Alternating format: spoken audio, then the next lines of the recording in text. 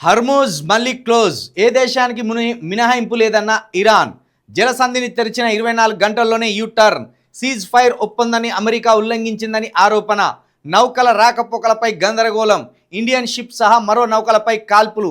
భారత్కు వస్తున్న 13 నౌకలను అడ్డుకున్న IRGC. అయిపోయింది, మనతోటి ఉన్న స్నేహం కూడా నాశనం అయిపోయింది.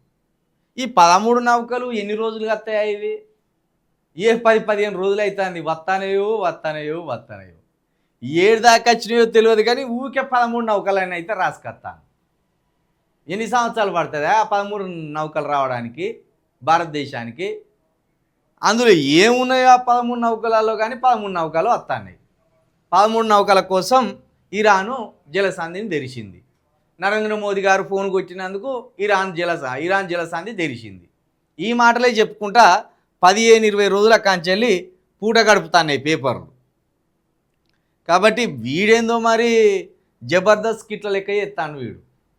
రాత్రికి తెరుతాడు, తెల్లారి మూస్తాడు. ఇది ఎక్కడి చిత్రం రా అయ్యా అసలు. మరి అమెరికాకి ఇంకా కోపం వచ్చేదాకా చూస్తానవా నువ్వు? అమెరికాతోటి ఆటలు ఆడుతున్నావా? ఈ చెలగాటం ఎందుకు ఆడుతున్నావు? ఈ చెలగాటం దాగుడు మూతలు, ఈ దాగుడు మూతల ఆటలు ఏంది? మూస్తే పూర్తిగా ముయ్యరాదు, తెరితే పూర్తిగా తెరవరాదు.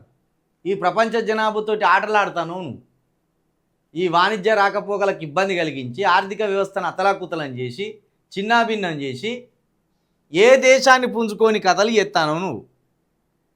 24 గంటలు తెరుతాడు, 24 గంటలు మూస్తాడు వీడు. ఏదో కటింగ్ షాప్ లెక్క.